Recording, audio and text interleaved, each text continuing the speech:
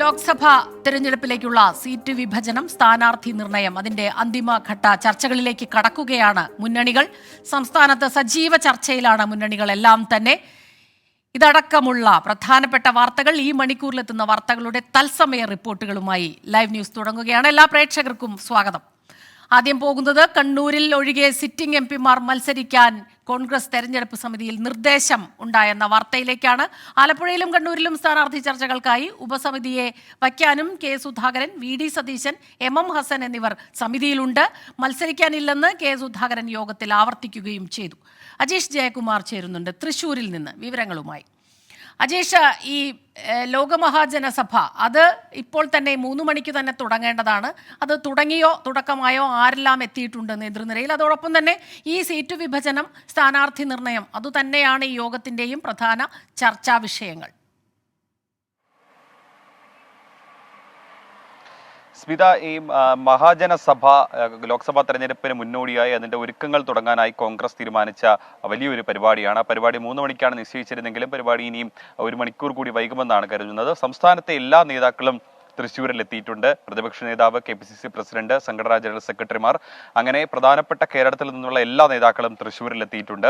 ഈ ലോക്സഭാ തെരഞ്ഞെടുപ്പ് ഒരുക്കങ്ങൾക്ക് മുന്നോടിയായാണ് ഇന്ന് രാവിലെ തൃശ്ശൂർ DCC ഓഫീസിൽ KPCCയുടെ തെരഞ്ഞെടുപ്പ് സമിതി യോഗം ചേർന്നത്. ഈ തെരഞ്ഞെടുപ്പ് സമിതി യോഗത്തിൽ പ്രധാനമായും ചർച്ചയായത് ഈ സിറ്റിംഗ് എംപിമാർ എല്ലാവരും തുടരണം എന്നൊരു ആവശ്യമായിരുന്നു. കണ്ണൂരിലൊഴികെ കെ സുധാകരൻ KPCC പ്രസിഡന്റ് ആയ സമയം മുതൽ തന്നെ അദ്ദേഹം പറഞ്ഞതാണ്, ഇനി പാർലമെന്റിലേക്ക് ഇല്ല, താൻ ഇനി സംഘടനാ പ്രവർത്തനവുമായി ബന്ധപ്പെട്ട് കേരളത്തിൽ തന്നെ തുടരാൻ ആഗ്രഹിക്കുന്നുവെന്ന് അദ്ദേഹം പറഞ്ഞു. ഇന്ന് ചേർന്ന തെരഞ്ഞെടുപ്പ് സമിതി യോഗത്തിലും കെ സുധാകരൻ അത് തന്നെ ആവർത്തിച്ചു. കൂടാതെ ആരോഗ്യ പ്രശ്നങ്ങളും അദ്ദേഹം ചൂണ്ടിക്കാട്ടിയിരുന്നു. അപ്പൊ ഈ കാര്യത്തിൽ, കെ സുധാകരന്റെ കാര്യത്തിൽ ഒരു ഇളവ് പാർട്ടി എന്തായാലും അനുവദിക്കുകയുണ്ടായി. കണ്ണൂരിൽ കെ സുധാകരൻ മത്സരിക്കേണ്ടതില്ല. മറ്റു സിറ്റിംഗ് എംപിമാർ, നിലവിൽ UDF-ന് 18 എംപിമാരാണുള്ളതെങ്കിൽ കോൺഗ്രസിന് 15 എംപിമാരാണുള്ളത്. മലപ്പുറം, പൊന്നാനി, കൊല്ലം ഒഴികെയുള്ള ഈ 15 എംപിമാരും നിലവിലുള്ള സീറ്റുകളിൽ തുടരണം എന്നൊരു അഭിപ്രായമാണ് പൊതുവെ ഉയർന്നത്. ഇതിനിടയിൽ കൊടിക്കുന്നിൽ സുധീഷ് മാവേലിക്കരയിൽ മത്സരിക്കാൻ താല്പര്യമില്ല എന്ന് അഭിപ്രായപ്പെട്ടെങ്കിലും അദ്ദേഹത്തോട് തുടരണമെന്ന് ആവശ്യപ്പെട്ടു. സംഘടനാകാര്യവുമായി ബന്ധപ്പെട്ട പ്രവർത്തകരാണ് താല്പര്യമെന്നാണ് കൊടിക്കുന്നിൽ സുരേഷ് അറിയിച്ചത്. എന്നാൽ അങ്ങനെ സാധിക്കില്ല, എല്ലാ എംപിമാരും ഇവിടെ തുടരണമെന്നൊരു നിർദ്ദേശമാണ് പൊതുവെ ഉയർന്നത്. കൂടാതെ രാഹുൽ ഗാന്ധിയുടെ വയനാട് സീറ്റ് സംബന്ധിച്ച് അത് ഹൈക്കമാൻഡാണ് തീരുമാനിക്കുന്നത്, രാഹുൽ ഗാന്ധി എവിടെ മത്സരിക്കണമെന്നുള്ള കാര്യത്തിൽ. എന്നാൽ കേരളത്തിൽ നിന്നുള്ള നേതാക്കൾക്ക് രാഹുൽ ഗാന്ധി വയനാട്ടിൽ തന്നെ മത്സരിക്കണമെന്നൊരു താല്പര്യമാണ് ഉള്ളത്. അതുകൊണ്ട് ആ ഒരു ആവശ്യം അവർ ഹൈക്കമാൻഡിനെ അറിയിക്കുകയും ചെയ്തിട്ടുണ്ട്. അക്കാര്യത്തിൽ ഹൈക്കമാൻഡ് വൈകാതെ തന്നെ ഒരു തീരുമാനമുണ്ടാകും. എന്തായാലും നിലവിലുള്ള സിറ്റിംഗ് എംപിമാർ എല്ലാവരും തുടരണം എന്നൊരു ആവശ്യമാണ് ഇന്ന് ചേർന്ന തെരഞ്ഞെടുപ്പ് സമിതി യോഗത്തിൽ ഉണ്ടായത്. കണ്ണൂരിലും ആലപ്പുഴയിൽ നിലവിൽ ഒരേ ഒരു CPM MP ഉള്ള സ്ഥലമാണ്.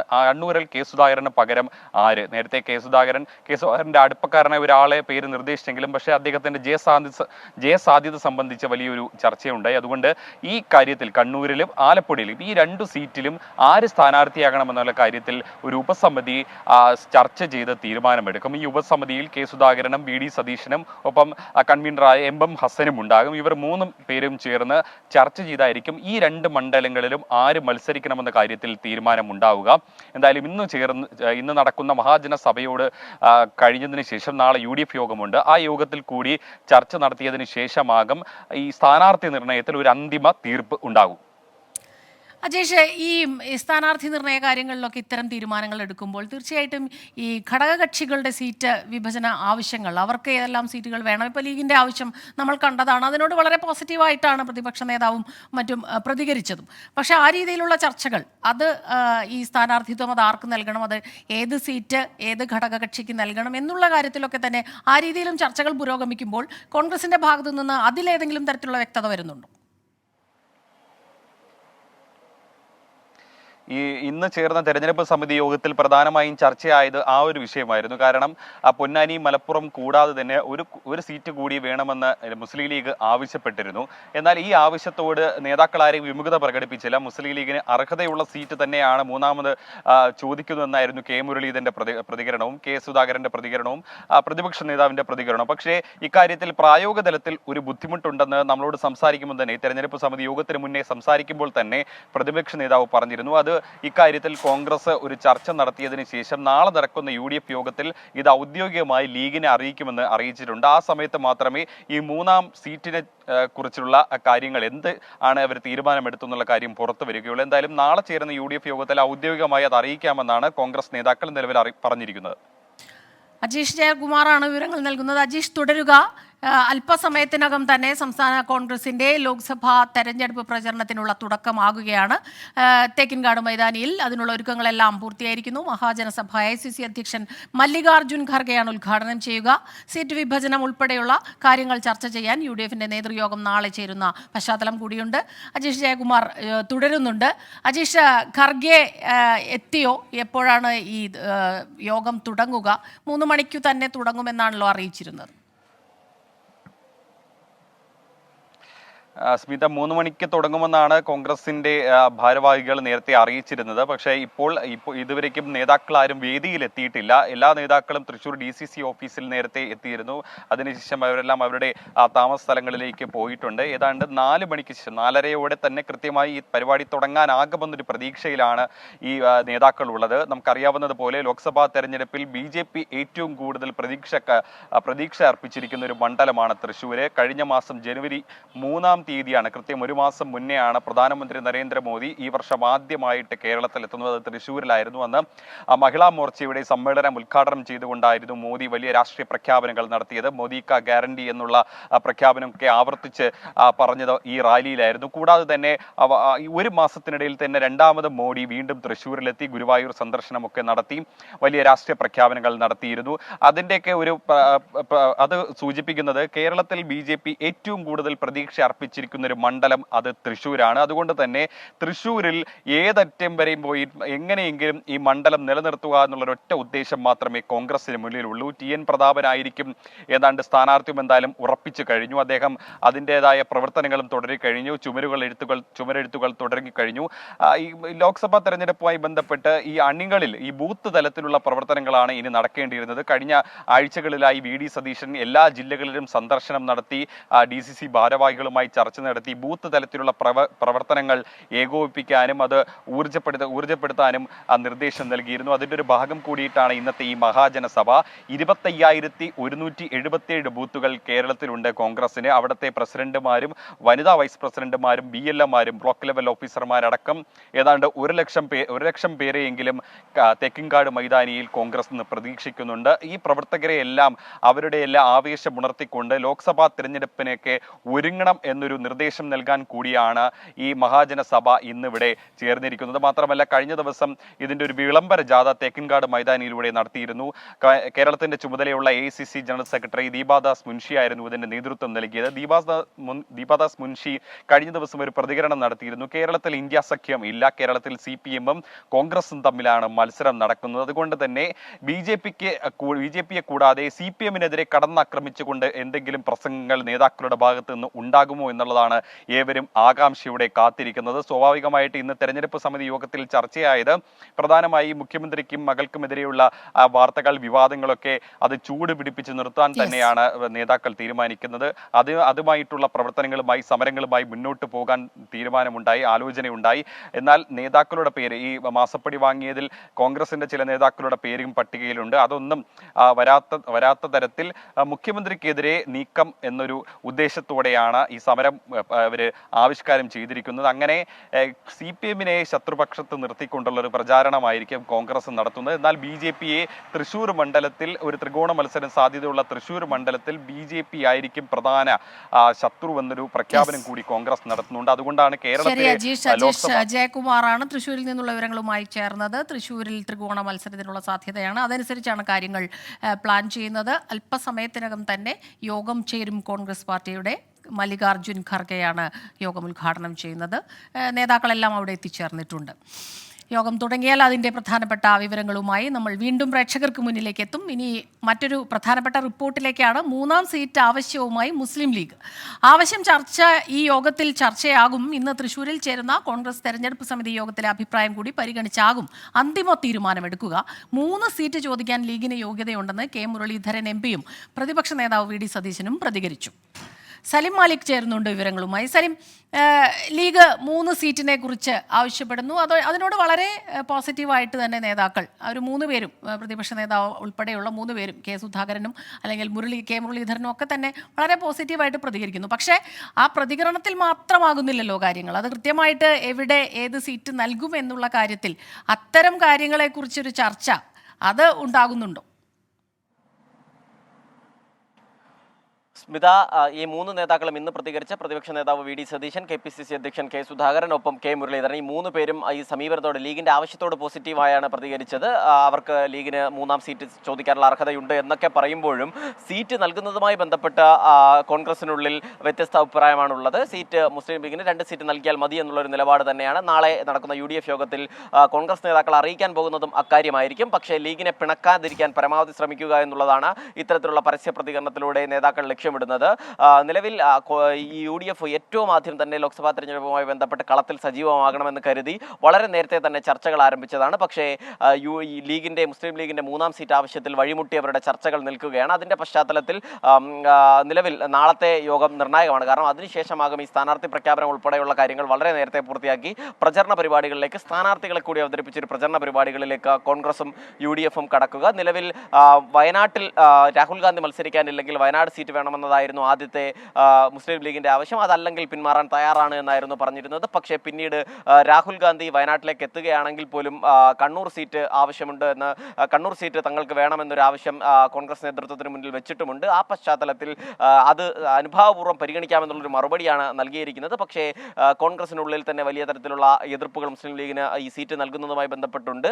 അക്കാര്യം നാളെ ബോധ്യപ്പെടുത്തും. കാര്യങ്ങൾ പറഞ്ഞ് മനസ്സിലാക്കാൻ കഴിയുമെന്നുള്ളതാണ് കോൺഗ്രസ് നേതാക്കൾ പങ്കുവയ്ക്കുന്ന പ്രതീക്ഷ. മാത്രമല്ല, വളരെ നിർണായകമായ ഒരു തെരഞ്ഞെടുപ്പിൽ കോൺഗ്രസിനെ കൂടുതൽ പ്രതിരോധത്തിലാക്കേണ്ട എന്നുള്ളൊരു നിലപാട് മുസ്ലിം ലീഗും സ്വീകരിക്കും. അതുകൊണ്ട് തന്നെ വലിയ തരത്തിലൊരു പൊട്ടിത്തെറിയില്ലാതെ തന്നെ ഇക്കാര്യങ്ങൾ പരിഹരിക്കാൻ കഴിയുമെന്നുള്ളതാണ് UDF-നെ സംബന്ധിച്ചിടത്തോളമുള്ള പ്രതീക്ഷ. പക്ഷേ ഇപ്പോഴും ആ സീറ്റ് ആവശ്യത്തിൽ ഉറച്ചു നിൽക്കുകയാണ്. അത് പരസ്യമായി തന്നെ മുസ്ലിം ലീഗ് ദേശീയ സെക്രട്ടറിയായ PK കുഞ്ഞാലിക്കുട്ടി ഉൾപ്പെടെയുള്ളവർ വ്യക്തമാക്കുകയും ചെയ്തത് അർഹതയുണ്ട്. ഇത്തവണ കഴിഞ്ഞ കാലങ്ങളിലേതുപോലെ വെറുതെ ചോദിച്ചു കളയുകയല്ല, അതിനുവേണ്ടി വാശി പിടിക്കും എന്ന് തന്നെ പറയുന്നുണ്ട്. അതുകൊണ്ട് നാളെ യോഗത്തിൽ കോൺഗ്രസ് നേതാക്കൾ ഈ സീറ്റ് തൽക്കാലം ആ ആവശ്യം നിന്ന് പുറകോട്ട് പോകണമെന്ന് പറയുകയും അതിന് മുസ്ലിം ലീഗ് നേതാക്കൾ ഏത് തരത്തിലുള്ള മറുപടി കൊടുക്കുകയും ചെയ്യും എന്നതിനെ ആശ്രയിച്ചിരിക്കും UDF-ന്റെ തുടർന്നുള്ള ഈ തെരഞ്ഞെടുപ്പ് പ്രഖ്യാപനവും സ്ഥാനാർത്ഥി പ്രഖ്യാപനം ഉൾപ്പെടെയുള്ള കാര്യങ്ങൾ. എന്തായാലും മറ്റ് സീറ്റുകളിൽ പ്രധാനമായും കോട്ടയം സീറ്റിൽ കേരള കോൺഗ്രസ് ജോസഫ് വിഭാഗത്തിന് മത്സരിക്കാനുള്ള തയ്യാറെടുപ്പുകൾ ആരംഭിക്കാൻ കോൺഗ്രസ് നേതൃത്വം നിർദ്ദേശം നൽകിയിട്ടുണ്ട്. പക്ഷേ അവിടെയും പ്രാദേശികമായ വലിയ എതിർപ്പുകളുണ്ട്. ജോസഫ് വിഭാഗത്തിന് സീറ്റ് നൽകുന്നതിന്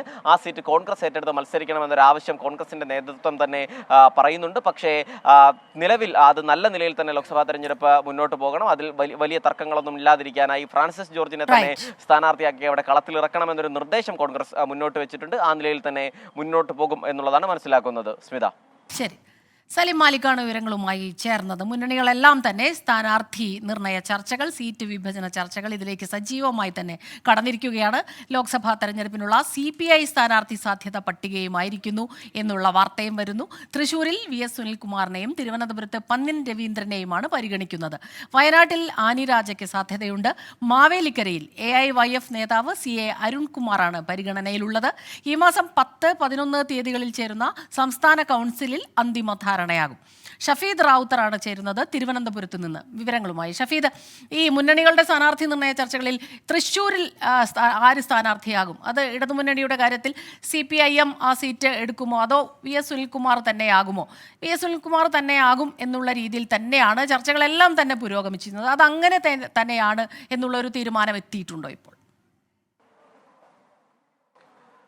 സ്മിത, ഈ 2 പ്രധാനപ്പെട്ട കാര്യങ്ങൾ, ഒന്നെന്ന് പറയുന്നത് 4 സീറ്റുകൾ തന്നെ ശ്രദ്ധ കേന്ദ്രീകരിച്ചുകൊണ്ട് നേരത്തെ തന്നെ തിരക്കിട്ട ആലോചനകൾ CPIയിൽ ആരംഭിച്ചതാണ്. മാത്രവുമല്ല, ഈ സ്ഥാനാർത്ഥി നിർണയം വളരെ പെട്ടെന്ന് തന്നെ നടത്തണമെന്നുള്ള ആവശ്യവും മുൻപ് ചേർന്ന CPM സംസ്ഥാന കൗൺസിലിൽ ഉയരുകയും ചെയ്തിരുന്നു. ഇതിന് പിന്നാലെയാണ് ഇക്കാര്യത്തിൽ ഒരു അന്തിമ ധാരണയിലേക്ക് CPI കടക്കുന്നത്. അതിൽ ഏറ്റവും പ്രധാനപ്പെട്ട കാര്യം വയനാട്ടിൽ ആര് മത്സരിക്കും എന്നുള്ളതാണ്. സ്വാഭാവികമായും രാഹുൽ ഗാന്ധി വരുമ്പോൾ അത് ദേശീയ ശ്രദ്ധ ആകർഷിക്കുന്ന തരത്തിലേക്ക് കാര്യങ്ങൾ പോകും. അങ്ങനെയാണെങ്കിൽ അതേ രീതിയിലുള്ള തുല്യ ശക്തിയിലുള്ള ഒരു സ്ഥാനാർത്ഥി വരണം എന്നുള്ളതായിരുന്നു CPIയിലെ ഭൂരിപക്ഷ അഭിപ്രായം. അതിന്റെ അടിസ്ഥാനത്തിലാണ് ആനി രാജയെ പരിഗണിക്കാൻ നിലവിൽ ഇപ്പോൾ തീരുമാനിച്ചിരിക്കുന്നത്. ആനി രാജയ്ക്കാണ് വയനാട്ടിൽ സാധ്യത എന്നുള്ള വിവരം ഇപ്പോൾ പുറത്തു വരുന്നുണ്ട്. ആനി രാജയാകുമ്പോൾ സ്വാഭാവികമായും കേരളത്തോട് അടുത്ത ബന്ധം, മാത്രവുമല്ല മറ്റ് ആനുകൂല്യങ്ങളടക്കമുള്ള കാര്യങ്ങൾ അതുമായി ബന്ധപ്പെട്ട CPI പ്രതീക്ഷിക്കുന്നു. ഇനി രണ്ടാമത്തെ സ്റ്റാർ മണ്ഡലമായി CPI വിലയിരുത്തുന്നത് തിരുവനന്തപുരമാണ്. തിരുവനന്തപുരത്തെ സംബന്ധിച്ച് നേരത്തെ തന്നെ നമുക്കറിയാം, BJP ആണെങ്കിൽ ഒരു ക്ലൈമാക്സിൽ ഒരു സർപ്രൈസ് സ്ഥാനാർത്ഥി ഇറക്കുമെന്നുള്ള കാര്യത്തിൽ തർക്കമില്ല. അത് ദേശീയ നേതാക്കളാണെന്നുള്ള സൂചനകൾ ഇന്ന് പുറത്തു വന്നിരുന്നു. സ്വാഭാവികമായും ആ സാഹചര്യത്തിൽ തിരുവനന്തപുരത്ത് പന്ന്യൻ രവീന്ദ്രനെ പോലെ ഒരു ജനകീയ മുഖം അത് പരീക്ഷിക്കാം എന്നുള്ളതാണ് CPI ഇപ്പോൾ വിലയിരുത്തുന്ന ഏറ്റവും ശ്രദ്ധേയമായിട്ടുള്ള കാര്യം. മാത്രവുമല്ല, പന്ന്യനാണെങ്കിൽ സ്വാഭാവികമായും പ്രാദേശിക തലത്തിൽ മറ്റേതെങ്കിലും തരത്തിലുള്ള എതിർപ്പുകൾക്ക് സ്ഥാനമുണ്ടാകില്ല. പാർട്ടിക്കകത്ത് നിന്ന് വലിയ തരത്തിൽ പിൻബലം അല്ലെങ്കിൽ പിന്തുണയുള്ളയാളാണ്. അതുകൊണ്ട് തന്നെ തിരുവനന്തപുരത്ത് പന്ന്യൻ രവീന്ദ്രനിലേക്ക് ആ പേരിലേക്ക് തന്നെ CPI വരുന്നുണ്ട്. മറ്റൊന്ന് തൃശ്ശൂരാണ്. തൃശ്ശൂരെ നമുക്കറിയാം, തൃശ്ശൂരിൽ നേരത്തെ തന്നെ VS സുനിൽകുമാറിനെ സംബന്ധിച്ചുള്ള പ്രചരണങ്ങൾ തുടങ്ങിയതാണ്. തൃശ്ശൂരും BJP സ്റ്റാർ ക്ലാസ് മണ്ഡലമായി കാണുന്നു. സുരേഷ് ഗോപി തന്നെയാകുമെന്നുള്ള കാര്യം ഉറപ്പിക്കുന്നു. അങ്ങനെയാണെങ്കിൽ VS സുനിൽകുമാറിന്റെ ജനകീയ മുഖം, അതല്ലെങ്കിൽ VS സുനിൽകുമാറിന് അവിടെയുള്ള ആളുകളുമായുള്ള അടുത്ത ബന്ധം, അതടക്കമുള്ള കാര്യങ്ങൾ നേട്ടമാകും എന്നുള്ള വിലയിരുത്തൽ CPI സംബന്ധിച്ചിട്ടുണ്ട്. അങ്ങനെയാണ് VS സുനിൽകുമാറിലേക്ക് അക്കാര്യം എത്തുന്നത്. മാവേലിക്കരെ സംബന്ധിച്ച് AYF നേതാവ് C അരുൺകുമാർ, അത് മാവേലിക്ക ആലപ്പുഴ ജില്ലാ കമ്മിറ്റിയുടെ പേരായിരുന്നു. അത് ആ പേരിലേക്ക് നേരത്തെ ചിറ്റയം എന്നുള്ള പേരൊക്കെ ഉയർന്നു കേട്ടെങ്കിൽ പോലും ഒടുവിൽ ഇപ്പോൾ CPI എത്തി നിൽക്കുന്നത് അരുൺകുമാറിലേക്ക് തന്നെയാണ്. അരുൺകുമാർ ആകുമ്പോൾ സ്വാഭാവികമായും ജില്ലാ കമ്മിറ്റി അല്ലെങ്കിൽ ജില്ലാ നേതൃത്വത്തിന്റെ നിർദ്ദേശമാണ്, അതും പരിഗണിക്കാം എന്നുള്ളൊരു വിലയിരുത്തൽ നിലവിൽ ഇപ്പോൾ CPI സംബന്ധിച്ചിട്ടുണ്ട്. ഏതായാലും പ്രവർത്തനങ്ങൾ വളരെ പെട്ടെന്ന് തന്നെ CPI സംബന്ധിച്ച് സജീവമാക്കാനുള്ള നിർദ്ദേശമുണ്ട്. 10-11 തീയതികളിൽ CPIയുടെ സംസ്ഥാന കൗൺസിൽ ചേരുകയാണ്. സംസ്ഥാന കൗൺസിലിൽ ഈ സ്ഥാനാർത്ഥി പട്ടിക സംബന്ധിച്ച് അന്തിമ തീരുമാനമെടുക്കും.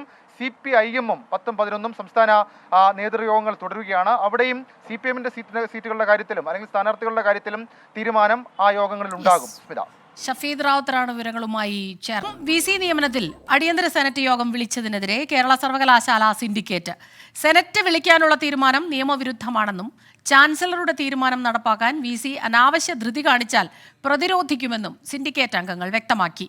സർവകലാശാല പ്രതിനിധിയെ തീരുമാനിക്കാൻ ഈ മാസം 16-നാണ് VC അടിയന്തര സെനറ്റ് യോഗം വിളിച്ചത്. PA ഗിരീഷ് ചേരുന്നുണ്ട് തിരുവനന്തപുരത്തു നിന്ന് വിവരങ്ങളുമായി. സിൻഡിക്കേറ്റ് നിലപാട് കടുപ്പിക്കുകയാണോ ഗിരീഷ്? സ്മിത, VC നിയമനവുമായി ബന്ധപ്പെട്ട സെർച്ച് കമ്മിറ്റിയിലേക്ക് പ്രതിനിധിയെ നൽകണമെന്ന് കേരള സർവകലാശാലയോട് ചാൻസലർ കൂടിയായ ഗവർണർ ആവശ്യപ്പെട്ടിരുന്നു.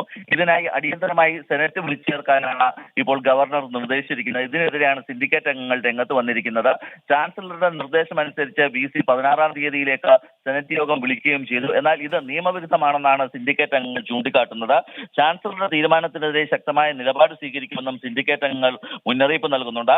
സെനറ്റ് വിളിക്കുന്നത് നിയമപരമല്ലെന്ന രജിസ്ട്രാറുടെ നിലപാട് മുഖവരയ്ക്കെടുക്കണം എന്നുള്ളതാണ് ഇപ്പോൾ സിൻഡിക്കേറ്റ് അംഗങ്ങൾ ഉയർത്തുന്ന ഏറ്റവും പ്രധാനപ്പെട്ട ഒരു കാര്യം. കാരണം സർവകലാശാല നിയമ ഭേദഗതി ബിൽ ഇപ്പോൾ രാഷ്ട്രപതിയുടെ പരിഗണനയിലാണ്.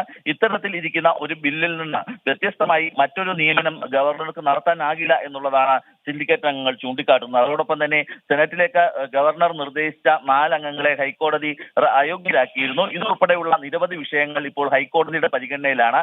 ഈ ഒരു സമയത്ത് അനാവശ്യ ധൃതി കാണിച്ച് സെനറ്റ് യോഗം വിളിച്ചു ചേർക്കേണ്ടതില്ല എന്നതാണ് സിൻഡിക്കേറ്റ് അംഗങ്ങളുടെ നിലപാട്. ഇതിനെതിരായിട്ടുള്ള ഏതെങ്കിലും തരത്തിലുള്ള സമീപനമുണ്ടായാൽ ജനാധിപത്യ രീതിയിലും അതോടൊപ്പം തന്നെ നിയമപരമായും പ്രതിരോധിക്കുമെന്നുമാണ് സിൻഡിക്കേറ്റ് അംഗങ്ങൾ നിലപാട് വ്യക്തമാക്കിയിരിക്കുന്നത്. സ്മിത, ശരി. PA ഗിരീഷാണ് തിരുവനന്തപുരത്ത് നിന്ന് വിവരങ്ങളുമായി നമുക്കൊപ്പം ചേർന്നത്. ഇനി മറ്റൊരു പ്രധാനപ്പെട്ട വാർത്തയിലേക്കാണ്. BJPക്കെതിരെ ആഞ്ഞടിച്ച് ഡൽഹി മുഖ്യമന്ത്രി കേജ്രിവാൾ. BJP തന്നെ പാർട്ടിയിൽ ചേരാൻ നിർബന്ധിച്ചുവെന്നും BJPക്ക് മുന്നിൽ താൻ മുട്ടുമടക്കില്ലെന്നും കേജ്രിവാൾ വ്യക്തമാക്കി. അച്യുതൻ ചേരുന്നുണ്ട് ഡൽഹിയിൽ നിന്ന് വിവരങ്ങളുമായി. അച്യുതൻ, EDയുടെ അന്വേഷണങ്ങൾ നടക്കുന്നു, ആ രീതിയിലുള്ള പരാമർശങ്ങൾ വരുന്നു, EDക്കെതിരെ വിമർശനങ്ങൾ ഉന്നയിക്കുന്നു. ഇതിപ്പോൾ ഒരു സാഹചര്യത്തിൽ ആം ആദ്മി പാർട്ടി മുഖ്യമന്ത്രി തന്നെ ഇങ്ങനെ ഒരു വിമർശനം ഉന്നയിക്കുന്നു. BJPക്ക് മുന്നിൽ താൻ മുട്ടുമടക്കില്ല, തന്നോട് BJPയിൽ ചേരാൻ പറഞ്ഞു എന്നുള്ള രീതിയിലാണ് ഇപ്പോൾ അദ്ദേഹം ആരോപണങ്ങൾ ഉന്നയിക്കുന്നത്. എന്താണ് ഇതിനടിസ്ഥാനമായി അദ്ദേഹം പറയുന്നത്? സ്മിത, തുടർച്ചയായുള്ള ആരോപണം തന്നെയാണ് ഡൽഹി മുഖ്യമന്ത്രി അരവിന്ദ് കെജ്രിവാൾ BJPക്കെതിരെ ഉന്നയിക്കുന്നത്. നേരത്തെ നടത്തിയത് തന്റെ പാർട്ടിയിലെ MLA-മാരെ BJP വിലക്കെടുക്കാൻ ശ്രമിക്കുന്നു. അതിൽ BJPയുടെ സംസ്ഥാന ഘടകം പരാതി നൽകുകയും ആ കേസിലാണ് ക്രൈംബ്രാഞ്ച് സംഘം ഡൽഹി മുഖ്യമന്ത്രി അരവിന്ദ് കെജ്രിവാളിന് നോട്ടീസ് നൽകിയത്. ആ നോട്ടീസിൽ ചൂണ്ടിക്കാട്ടുന്നത് ഇത്തരം പരാമർശങ്ങൾക്ക് അടിസ്ഥാനമായ തെളിവുകൾ അത് നൽകണമെന്നൊരു ആവശ്യമാണ് ഈ ക്രൈംബ്രാഞ്ച് സംഘം മുന്നോട്ട് വച്ചിരിക്കുന്നത്. പക്ഷേ അതിന് അനുകൂലമായിട്ടുള്ള ഒരു പ്രതികരണം മുഖ്യമന്ത്രി മുഖ്യമന്ത്രി അരവിന്ദ് കെജ്രിവാളിന്റെ ഭാഗത്തുനിന്ന് ഉണ്ടായിട്ടില്ല. ആ ഒരു സാഹചര്യത്തിൽ ഇന്ന് മന്ത്രി അതിഷിക്കും ഇതേ സമാനമായ വിഷയത്തിൽ നോട്ടീസ് നൽകിയതിന് പിന്നാലെയാണ് BJPയെ കടന്നാക്രമിച്ചുകൊണ്ടുള്ള ഒരു വിമർശനം കേജ്രിവാളിന്റെ ഭാഗത്തുനിന്ന് ഉണ്ടാകുന്നത്. അതായത് തന്നെ നിർബന്ധിപ്പിച്ച പാർട്ടിയിൽ ചേരാൻ BJP സമീപിച്ചിരുന്നു. പക്ഷേ താൻ ഒരിക്കലും BJPയിൽ ചേരുകയില്ല, താൻ മുട്ടുമടക്കില്ല എന്ന് തന്നെയാണ് കേജ്രിവാൾ ഈ വിഷയവുമായി ബന്ധപ്പെട്ട ആവർത്തിച്ച ആരോപണം ഉന്നയിക്കുന്നത്. ആം ആദ്മിയും ഇതേ വിഷയത്തിൽ ഉയർത്തിയിരുന്നു. അതായത് പാർട്ടിയിലെ 7 MLA-മാരെ വിലക്കെടുക്കാൻ BJP ശ്രമിച്ചിരുന്നു എന്നുള്ള ആരോപണം പാർട്ടിയും മുന്നോട്ട് വയ്ക്കുന്നുണ്ട്. എന്തായാലും BJPക്കെതിരെ വീണ്ടും രൂക്ഷ വിമർശനം ഇതേ വിഷയത്തിൽ കേജ്രിവാൾ ഉന്നയിച്ചിരിക്കുകയാണ്. സ്മിത. ശരി, ആർ അച്യുതനാണ് ഡൽഹിയിൽ നിന്ന് വിവരങ്ങളുമായി ചേർന്നത്.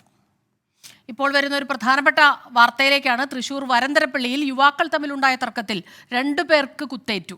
പത്തുകുളങ്ങര സ്വദേശികളായ അനസ്, റഫീഖ് എന്നിവർക്കാണ് കുത്തേറ്റത്. ഇരുവരെയും തൃശൂരിലെ ആശുപത്രിയിൽ പ്രവേശിപ്പിച്ചു. അജീഷ് ജയകുമാർ ചേരുന്നുണ്ട്. അജീഷ്, ഇത് എന്താണ് സംഭവം? ഇവർ സുഹൃത്തുക്കളാണോ അതോ എന്താണ് ഈ തർക്കത്തിനു കാരണം? ഇവരുടെ ഒരു ആരോഗ്യനില എങ്ങനെയുണ്ട്? സ്മിത, വരന്തരപ്പള്ളി കാരിക്കുളത്താണ് 2 യുവാക്കൾക്ക് കുത്തേറ്റത്. പത്തുകുളങ്ങര സ്വദേശിയായ അനസ്, റഫീഖ് എന്നിവർക്കാണ് കുത്തേറ്റത്. ഇരുവരെയും സ്വകാര്യ ആശുപത്രിയിൽ പ്രവേശിപ്പിച്ചിട്ടുണ്ട്. ശനിയാഴ്ച രാത്രി 10 മണിയോടെയായിരുന്നു ഈ സംഭവം. കാരിക്കുളത്തെ ഒരു ഉത്സവത്തിനിടെയുണ്ടായ തർക്കമാണ് ഈ കത്തിക്കുത്തിൽ കലാശിച്ചത്. ദഫ്മുട്ട് നടക്കുന്നതിനിടയിലാണ് ഒരാൾ കാർ കടത്തിക്കൊണ്ടുപോകാൻ ശ്രമിച്ചത്. ഈ ശ്രമത്തോടെ ഇരു കൂട്ടരും തമ്മിൽ സംഘർഷമുണ്ടാവുകയായിരുന്നു. ഇതിനിടെ സമീപത്തെ വീട്ടുമുറ്റത്തിരുന്ന ടാപ്പിംഗ് കത്തി ഉപയോഗിച്ച് കാറിൽ വന്നവരെ ഇവർ കുത്തുകയായിരുന്നു. കേസിലെ പ്രതികളെ വരന്തരപ്പള്ളി പോലീസ് പിടികൂടിയിട്ടുണ്ടെന്നാണ് വിവരം. ശരി, അജേഷ് ജയകുമാറാണ് തൃശ്ശൂരിൽ നിന്ന് ഈ വാർത്തയുടെ വിശദാംശങ്ങളുമായി ചേർന്നത്. വരന്തരപ്പള്ളിയിൽ യുവാക്കൾ തമ്മിലുണ്ടായ തർക്കത്തിൽ 2 പേർക്ക് കുത്തേറ്റു. മറ്റൊരു റിപ്പോർട്ടിലേക്ക് കടക്കുന്നു. പാണക്കാട് സാദിഖ് അലി ശിഹാബ് തങ്ങളുടെ രാമക്ഷേത്ര പ്രസ്താവന സദുദ്ദേശത്തിലെന്ന് മുസ്ലിം ലീഗ്. പാർട്ടി സംസ്ഥാന അധ്യക്ഷന്റെ വാക്കുകൾ ദുർവ്യാഖ്യാനം ചെയ്തതാണെന്ന് PK കുഞ്ഞാലിക്കുട്ടിയുടെ വിശദീകരണവും എത്തി. ബാബരി മസ്ജിദ് തകർത്തതിന് ശേഷം അയോധ്യയിൽ പ്രശ്നം ഉണ്ടാക്കിയപ്പോൾ BJP എന്തുദ്ദേശിച്ചോ അതൊരു തെരഞ്ഞെടുപ്പ് ജയിക്കാൻ വേണ്ടിയായിരുന്നു അന്ന്. അതേപോലെ തന്നെ ഇപ്പോഴും ഈ അയോധ്യ വിഷയം രാഷ്ട്രീയവൽക്കരിച്ച് തെരഞ്ഞെടുപ്പിൽ ഉപയോഗിക്കാൻ വേണ്ടി BJP നോക്കുകയാണ്. ആ കെണിയിൽ നമ്മൾ വീഴേണ്ടതില്ല.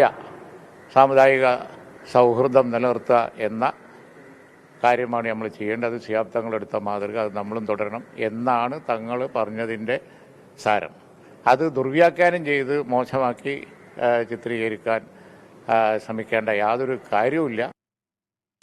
മഞ്ചേരിയിൽ സാദിഖ് അലി തങ്ങൾ നടത്തിയ പ്രസംഗം വിവാദമായതോടെയാണ് ഈ വിശദീകരണം എത്തിയത്. ലീഗ് അണികളെ നേതാക്കൾ മണ്ടന്മാരാക്കുകയാണെന്നാണ് INLന്റെ കുറ്റപ്പെടുത്തൽ. അഭിജിത്ത് മുഴക്കുന്ന് ചേരുന്നുണ്ട് വിവരങ്ങളുമായി. അഭിജിത്ത്, രാവിലെ ഇത് വലിയ വിവാദമാകുന്നു. INLന്റെ വലിയ രൂക്ഷ ഭാഷയിലുള്ള വിമർശനം വരുന്നു തങ്ങൾക്കെതിരെ. പക്ഷേ ലീഗ് തങ്ങളെ പിന്തുണയ്ക്കുന്നതാണ് പിന്നീട് നമ്മൾ കണ്ടത്. PK കുഞ്ഞാലിക്കുട്ടി പറയുന്നു ദുർവ്യാഖ്യാനം ചെയ്യുകയായിരുന്നു, അതൊരു നല്ല ഉദ്ദേശത്തോടെ നടത്തിയ പ്രതികരണമാണ് എന്നാണ്.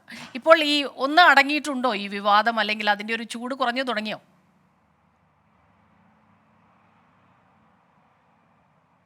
സ്മിത, ഇതൊരു വലിയ വിവാദമായി നീട്ടിക്കൊണ്ടുപോകേണ്ട എന്നുള്ളത് തന്നെയാണ് ലീഗിന്റെ ആവശ്യം. അത് വലിയ രീതിയിൽ തങ്ങൾക്ക് ഗുണം ചെയ്യില്ല എന്നും ലീഗ് കരുതുന്നു.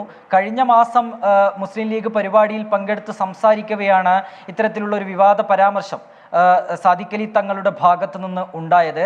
അയോധ്യയിലെ രാമക്ഷേത്രം അല്ലെങ്കിൽ പ്രാണപ്രതിഷ്ഠാ ചടങ്ങ് ഇവയൊക്കെ ആയി ബന്ധപ്പെടുത്തി അദ്ദേഹം സംസാരിക്കുകയായിരുന്നു. അയോധ്യയിൽ രാമക്ഷേത്രം വരുന്നത് ഇന്ത്യയിലെ ഭൂരിപക്ഷം ജനങ്ങളുടെയും ആവശ്യമാണ്, അവരത് ആവശ്യപ്പെട്ടിട്ടുണ്ട് എന്നുള്ള തരത്തിലായിരുന്നു അദ്ദേഹത്തിന്റെ ആ പരാമർശം. ഈ പരാമർശത്തിനെതിരെ വലിയ രീതിയിലുള്ള ഒരു പ്രതിഷേധം, വിമർശനം INLന്റെ ഭാഗത്തു നിന്ന് വരുന്നു. INL ഇത് മുസ്ലിം വിഭാഗത്തിനെതിരാണ്, മുസ്ലിങ്ങളുടെ വിശ്വാസത്തെ ഹനിക്കുന്നതാണ്, അല്ലെങ്കിൽ ഈ ഒരു പ്രതികരണം തങ്ങളുടെ അണികളെ മണ്ടന്മാരാക്കുന്നതിന് തുല്യമാണ് ലീഗ് നേതാക്കളുടെ ഇത്തരം പ്രസ്താവന എന്ന തരത്തിലുള്ള വിമർശനം ശക്തമായ രീതിയിൽ ഈ INLന്റേതടക്കം ഭാഗത്തു നിന്ന് ഉയർന്നു വന്നിരുന്നു. പിന്നീട് ഈ ഘട്ടത്തിൽ 24 തങ്ങളുടെ ഒരു പ്രതികരണം ചോദിച്ചപ്പോൾ ഒരു മലക്കം മറിയുന്ന, തൻ്റെ നിലപാടിൽ നിന്ന് മലക്കം മറിയുന്ന ഒരു കാഴ്ചയാണ് കണ്ടത്. താൻ അങ്ങനെ പറഞ്ഞിട്ടില്ല എന്നുള്ള ഒരു പ്രതികരണമാണ് തങ്ങളുടെ ഭാഗത്തു നിന്ന് വന്നത്. പിന്നീട് കുഞ്ഞാലിക്കുട്ടിയുടെ പ്രതികരണം പുറത്തു വരുമ്പോൾ കുഞ്ഞാലിക്കുട്ടി തങ്ങളെ തള്ളാതെ ഈ തങ്ങളുടെ പ്രസ്താവന പ്രസ്താവനയെ അനുകൂലിക്കുന്ന തരത്തിലുള്ള ഒരു പ്രതികരണവുമാണ് നടത്തിയത്. തങ്ങളുടെ വാക്കുകളെ ചിലർ ദുർവ്യാഖ്യാനം ചെയ്തുവെന്നും മതേതരത്തെ സംരക്ഷിക്കുന്ന തരത്തിലുള്ള ഒരു പ്രതികരണമാണ് സാദിഖ് അലി തങ്ങളുടെ ഭാഗത്തു നിന്ന് ഉണ്ടായത് എന്ന തരത്തിൽ തങ്ങളെ ചേർത്ത് പിടിക്കുന്ന തരത്തിലുള്ള പ്രതികരണമാണ് മുസ്ലിം ലീഗ് നേതാക്കളുടെ ഭാഗത്തു നിന്നും ഉയർന്നു വന്നത്. ഏതായാലും ഈ ഒരു പരാമർശം, ഈ പരിപാടിയിൽ പങ്കെടുത്തുകൊണ്ട് തങ്ങൾ നടത്തിയ ആ ഒരു പരാമർശം, അത് ഏതായാലും വരും ദിവസങ്ങളിലും ഈ ഒരു വിവാദങ്ങൾക്ക് അല്ലെങ്കിൽ വിവാദങ്ങളെ കൂടുതൽ കരുത്തു പകരും എന്നുള്ള കാര്യം സംശയമാണ്. ഇപ്പോൾ തന്നെ ഈ സോഷ്യൽ മീഡിയയിലടക്കം അണികളുടെ ഭാഗത്തു നിന്നുൾപ്പെടെ വലിയ രീതിയിലുള്ള ഒരു വിമർശനം ഇക്കാര്യത്തിൽ തങ്ങൾക്കു നേരെ ഉയർന്നു വരുന്നുണ്ട്. സ്മിത, അഭിജിത്ത്, ഇത് രണ്ട് കാര്യങ്ങളാണ്. ഒന്നാമത്, ഈ തെരഞ്ഞെടുപ്പ് അടുത്ത് വരികയാണ്, അതിൻ്റെ ചർച്ചകളൊക്കെ നടക്കുന്നു. ലീഗിന് സീറ്റ് വേണം, അത് കൃത്യമായി കൊടുക്കണം എന്നുള്ള രീതിയിൽ പോസിറ്റീവായിട്ടുള്ള ഒരു പ്രതികരണമൊക്കെ തന്നെ കോൺഗ്രസിൻ്റെ ഭാഗത്തു നിന്ന് എത്തുന്ന ഒരു സാഹചര്യം കൂടിയാണ്. അപ്പോൾ തീർച്ചയായിട്ടും ലീഗിന് ഇത് ഒരുമിച്ച് നന്നായി തന്നെ മുന്നോട്ട് കൊണ്ടുപോകണം എന്നുള്ള ഒരു ഉദ്ദേശമുണ്ട്. അതുകൊണ്ട് തന്നെയാകാം പി കെ കുഞ്ഞാലിക്കുട്ടി അങ്ങനെ പറഞ്ഞത്. പക്ഷേ തങ്ങൾ ഇത് വ്യക്തത വരുത്തുന്നതിന് ഒരു പ്രതികരണത്തിലേക്ക് ഇതുവരെ കടന്നിട്ടില്ല. നമ്മൾ നേരത്തെ അദ്ദേഹത്തോട് ആ രീതിയിലുള്ള പ്രതികരണത്തിന് ശ്രമിച്ചപ്പോൾ അദ്ദേഹം അതിൽ നിന്ന് ഒഴിഞ്ഞു മാറുന്നതാണ് കണ്ടത്. ഞാൻ അങ്ങനെ പറഞ്ഞിട്ടില്ല എന്ന്, അങ്ങനെ പറഞ്ഞു പോകുന്നു എന്ന് മാത്രമേ ഉള്ളൂ. വ്യക്തതയോടെ തൻ്റെ പ്രസ്താവന, അത് ഞാൻ ഉദ്ദേശിച്ചത് ഇതാണ്, സതുദ്ദേശത്തോടു കൂടിയാണ് പറഞ്ഞത്, അതിനെ വളച്ചൊടുക്കുകയായിരുന്നു അല്ലെങ്കിൽ ദുർവ്യാഖ്യാനം ചെയ്യുകയായിരുന്നു എന്ന് സാദിഖ് അലി തങ്ങളുടെ ഭാഗത്തു നിന്ന് അത്തരത്തിലൊരു വ്യക്തത നൽകിയുള്ള വിശദീകരണം ഇപ്പോഴും എത്തിയിട്ടില്ല, അല്ലേ? തീർച്ചയായും സ്മിത, ഇക്കാര്യത്തിൽ വ്യക്തമായ ഒരു മറുപടി സാദിഖ് അലി തങ്ങൾ ഇതുവരെ തന്നിട്ടില്ല. രാവിലെ 24-നോട് അദ്ദേഹം പ്രതികരിക്കുമ്പോൾ തന്നെ താൻ അങ്ങനെ പറഞ്ഞിട്ടില്ല, താൻ കൂടുതൽ കാര്യം പിന്നീട് വ്യക്തമാക്കാം എന്നുള്ളൊരു മറുപടിയായിരുന്നു തങ്ങളുടെ ഭാഗത്തു നിന്നുണ്ടായത്. പിന്നീട് കുഞ്ഞാലിക്കുട്ടിയെ കണ്ട് മാധ്യമപ്രവർത്തകർ ഇക്കാര്യം ചോദിച്ചപ്പോൾ തങ്ങൾ നടത്തിയ പ്രസ്താവനയിൽ തെറ്റില്ല എന്ന രീതിയിലുള്ള ഒരു മറുപടിയാണ് ഈ കുഞ്ഞാലിക്കുട്ടിയുടെ ഭാഗത്തു നിന്ന് ഉൾപ്പെടെ വന്നത്. അതിനാൽ തന്നെ തങ്ങളുടെ ഭാഗത്തു നിന്ന് ഏതെങ്കിലും തരത്തിലുള്ള ഒരു പിഴവുണ്ടായി എന്ന് സമ്മതിക്കുന്ന തരത്തിലുള്ള പ്രതികരണങ്ങൾ മുസ്ലിം ലീഗിന്റെ ഭാഗത്തു നിന്ന് ഉണ്ടായിട്ടേയില്ല. അതിനാൽ തന്നെ തന്റെ നിലപാടിൽ ഉറച്ചു നിന്നുകൊണ്ട് താൻ അത് ഏത് രീതിയിലാണ് ആ ഒരു പ്രതികരണം നടത്താനിടയായ സാഹചര്യം എന്ന് വിശദീകരിക്കുകയായിരിക്കാം ഒരുപക്ഷെ തങ്ങൾ ചെയ്യുക. ബാബറി മസ്ജിദ് പൊളിച്ച സമയത്തിലടക്കം തങ്ങൾ സ്വീകരിച്ച ആ നിലപാട് അതേ രീതിയിൽ തങ്ങൾ ഇപ്പോഴും തുടരുന്നു. മതേതരത്വത്തെ സംരക്ഷിക്കുന്ന തരത്തിലുള്ള നിലപാടാണത്, സഹിഷ്ണുതയോടുകൂടി ഈ ഒരു വിഷയത്തെ നോക്കിക്കാണുന്ന നിലപാടാണ് തുടങ്ങിയ രീതിയിലുള്ള ഒരു വിശദീകരണം നൽകാനായിരിക്കും ഒരുപക്ഷെ തങ്ങൾ തയ്യാറാവുക. ഈ വരും മണിക്കൂറുകളിൽ തന്നെ തങ്ങളുടെ ഒരു പ്രതികരണം നമുക്ക് ഇക്കാര്യത്തിൽ വ്യക്തമായ ഒരു പ്രതികരണം തങ്ങൾ ഇക്കാര്യത്തിൽ നൽകുമെന്ന് നമുക്ക് പ്രതീക്ഷിക്കാം. സ്മിത, ശരി. അഭിജിത്ത് മുഴക്കുന്നാണ് ഈ വാർത്തയുടെ വിശദാംശങ്ങൾ നൽകിയത്. മറ്റൊരു പ്രധാനപ്പെട്ട വാർത്തയിലേക്ക് കടക്കുന്നു. സൈനിക വിവരങ്ങൾ ചോർത്തിയതിന് മോസ്കോയിലെ ഇന്ത്യൻ എംബസി ജീവനക്കാരൻ അറസ്റ്റിലായി എന്ന വാർത്ത വരുന്നു. സത്യേന്ദ്ര സിവാൽ എന്നയാളാണ് അറസ്റ്റിലായത്. ഉത്തർപ്രദേശ് ഭീകരവിരുദ്ധ സ്ക്വാഡിൻ്റേതാണ് നടപടി. വിവരങ്ങൾ ഭീകര സംഘടനയായ ISIക്ക് ചോർത്തി നൽകി എന്നാണ് കണ്ടെത്തൽ. ബൽറാം നെടുങ്ങാടി ചേരുന്നുണ്ട് വിവരങ്ങളുമായി. ബൽറാം, ഇത് എന്താണ് യഥാർത്ഥത്തിൽ ഈ വാർത്തയുടെ വിശദാംശങ്ങൾ? ഈ സൈനിക വിവരങ്ങൾ ചോർത്തി നൽകുന്നു, അത് മോസ്കോയിലെ ഇന്ത്യൻ എംബസി ജീവനക്കാരനാണ്. അവിടെ ഇരുന്നു കൊണ്ട് ഇന്ത്യൻ സൈനിക വിവരങ്ങൾ ചോർത്തി നൽകി എന്നാണോ? എന്താണ് ഇയാളെ അറസ്റ്റ് ചെയ്യുന്നതിന് കാരണമായത്?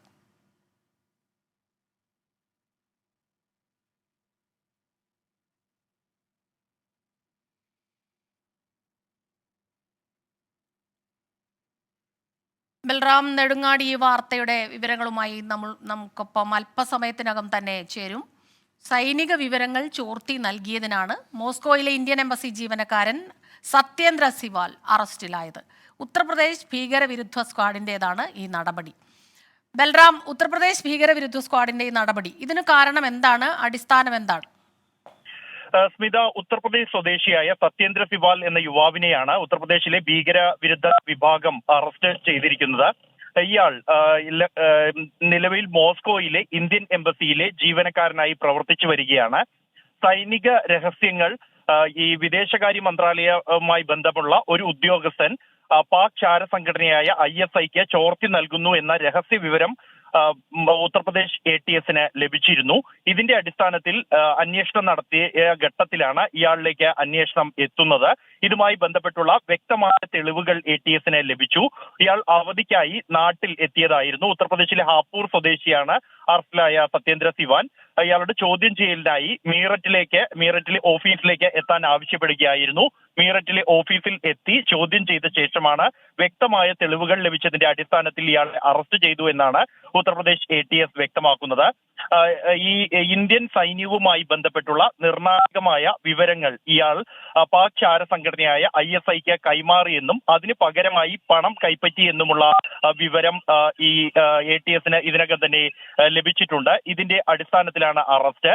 കൂടുതൽ പേർക്ക് ഈ കേസുമായി ബന്ധമുണ്ടോ, സൈനിക രഹസ്യങ്ങൾ നൽകുന്നതിൽ ബന്ധമുണ്ടോ എന്നതടക്കമുള്ള വിശദമായ വിവരങ്ങൾ അന്വേഷിച്ചു വരികയാണ് എന്നുമാണ് ഉത്തർപ്രദേശ് ATS അറിയിക്കുന്നത്. സ്മിത. ശരി, സൈനിക വിവരങ്ങൾ ചോർത്തി നൽകിയെന്ന കണ്ടെത്തലിലാണ് ഇപ്പോൾ മോസ്കോയിലെ ഇന്ത്യൻ എംബസി ജീവനക്കാരൻ അറസ്റ്റിലായിട്ടുള്ളത്. ബൽറാം നെടുങ്ങാടി വിവരങ്ങൾ നൽകുകയായിരുന്നു. സംസ്ഥാനത്തെ സാമ്പത്തിക പ്രതിസന്ധിയിൽ കേരളത്തെ കുറ്റപ്പെടുത്തി കേന്ദ്ര സർക്കാർ. കേരളത്തിന്റെ സാമ്പത്തിക പ്രതിസന്ധിക്ക് കാരണം ധനവിനിയോഗത്തിലെ പിടിപ്പുകേടാണെന്നാണ് വിമർശനം. കേരളത്തിന്റെ സാമ്പത്തിക സ്ഥിതി വിശദീകരിച്ച് സുപ്രീംകോടതിയിൽ സമർപ്പിച്ച വിശദമായ റിപ്പോർട്ടിലാണ് പരാമർശം. ധനകാര്യ കമ്മീഷൻ ശുപാർശ ചെയ്തതിനേക്കാളും തുക കേരളത്തിന് കൈമാറിയിട്ടുണ്ടെന്ന് കേന്ദ്ര സർക്കാർ വ്യക്തമാക്കി. കടമെടുപ്പ് പരിധി ഉയർത്താനാകില്ലെന്നും കേന്ദ്രം ആവർത്തിച്ചു. അച്യുതൻ ചേരുന്നുണ്ട് ഡൽഹിയിൽ നിന്ന് വിവരങ്ങളുമായി. അച്യുതൻ, സംസ്ഥാനത്തിന്റെ സാമ്പത്തിക പ്രതിസന്ധി, അതിന് കാരണം കേന്ദ്രത്തിന്റെ അവഗണനയാണ്, സാമ്പത്തികമായി അവഗണിക്കുന്നത് തന്നെയാണ് ഇത്രയേറെ പ്രതിസന്ധി ഉണ്ടായതെന്ന് കേരളം കുറ്റപ്പെടുത്തിക്കൊണ്ടേയിരിക്കുന്നു. ആ ഒരു സാഹചര്യത്തിൽ കൂടിയാണ് ഇപ്പോൾ കേന്ദ്ര സർക്കാരിൻ്റെ ഈ രീതിയിലുള്ള കുറ്റപ്പെടുത്തൽ എത്തുന്നത്. ധന മാനേജ്മെന്റിലെ അല്ലെങ്കിൽ ധനവിനിയോഗത്തിലെ പിടിപ്പുകേട്, അങ്ങനെ തന്നെയാണ് കേന്ദ്രം പറഞ്ഞിരുന്നത് അല്ലേ? തീർച്ചയായിട്ടും സ്മിത, ഈ കഴിഞ്ഞ തവണ ഈ ഹർജി പരിഗണിക്കുമ്പോൾ അറ്റോർണി ജനറൽ ഉയർത്തിയ വാദം എന്നുള്ളത് മറ്റു സംസ്ഥാനങ്ങളിൽ ഇല്ലാത്ത തരത്തിലുള്ള ഒരു വാദമാണ് കേരളം മുന്നോട്ട് വയ്ക്കുന്നത്. ഒപ്പം തന്നെ ഈ ഇടക്കാല ആശ്വാസം തേടിയുള്ള ഹർജി അത് അടിയന്തരമായി പരിഗണിക്കേണ്ടതില്ല എന്നും അറ്റോർണി ജനറൽ വാദിച്ചിരുന്നു. എന്നാൽ സംസ്ഥാന സർക്കാരിന് വേണ്ടി ഹാജരായ കപിൽ സിബൽ ആവർത്തിച്ച് ആവശ്യപ്പെട്ടത് ഈ ഹർജി അടിയന്തരമായി പരിഗണിക്കണമെന്നാണ്. അങ്ങനെ അത് പരിഗണിച്ച കോടതി ഒരാഴ്ചക്കകം തന്നെ റിപ്പോർട്ട് സമർപ്പിക്കാൻ കേന്ദ്രത്തോട് ആവശ്യപ്പെട്ടു. ആ വിശദമായ റിപ്പോർട്ടാണ് ഇപ്പോൾ പുറത്തു വന്നിരിക്കുന്നത്. അതിൽ പ്രധാനമായും ചൂണ്ടിക്കാട്ടുന്നത് ഈ സാമ്പത്തിക പ്രതിസന്ധിക്ക് കാരണം ധന മാനേജ്മെന്റിലെ പിടിപ്പുകേടാണ്. ധനകാര്യ കമ്മീഷൻ ശുപാർശ ചെയ്തതിനേക്കാളും കൂടുതൽ തുക കേരളത്തിന് കൈമാറിയിട്ടുണ്ട്. ഈ കിഫ്ബിക്ക് സ്വന്തമായ വരുമാന സ്രോതസ് ഇല്ല. അതുപോലെ തന്നെ കടമെടുപ്പ് പരിധി ഉയർത്താനാകില്ല എന്ന നിലപാട് കടുപ്പിച്ചുകൊണ്ടാണ് ആ റിപ്പോർട്ട് നൽകിയിരിക്കുന്നത്.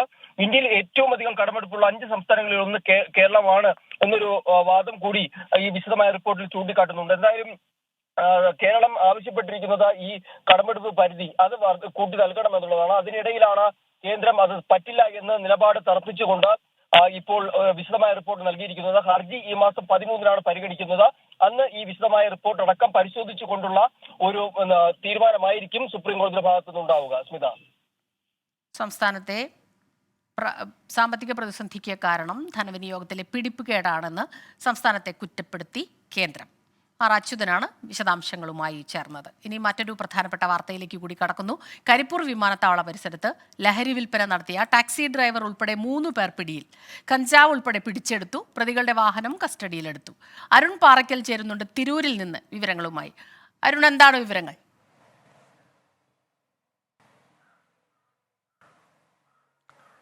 സ്മിത, കരിപ്പൂർ എയർപോർട്ട് പരിസരത്ത് സ്ഥിരമായി ലഹരി വിൽപ്പന നടത്തുന്ന സംഘാംഗങ്ങളാണ് ഇവരെന്നാണ് പോലീസ് നൽകുന്ന വിവരം.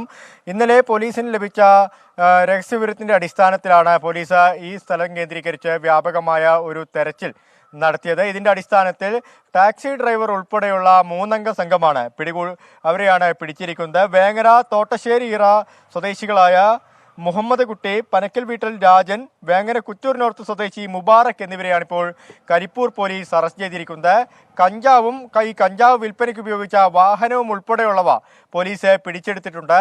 നിരവധി കേസുകളിൽ, അതായത് മയക്കുമരുന്ന് കേസുകളിൽ പ്രതികളായവരാണ് ഈ പിടികൂടിയ ആളുകളെന്നും പോലീസ് പറയുന്നുണ്ട്. എന്തായാലും ഇവരെ വൈദ്യപരിശോധനയ്ക്ക് ശേഷം കോടതിയിൽ ഹാജരാക്കി റിമാൻഡ് ചെയ്തിട്ടുണ്ട്. സ്മിത.